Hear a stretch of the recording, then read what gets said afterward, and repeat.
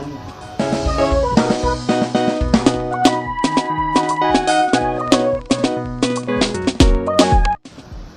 Gaskiya na tsaya na yi wani tunani, na yi wani nazari. Kamar na me fa?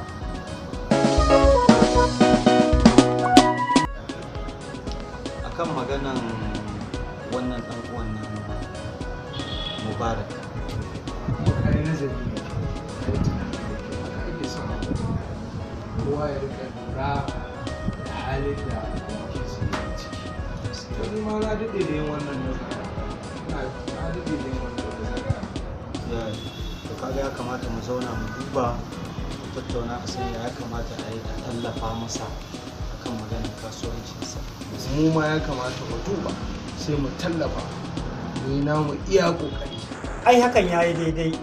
Wannan taimakon kowa zai yi ƙoƙari ya kawo nashi, don wannan taimakon emergency ne.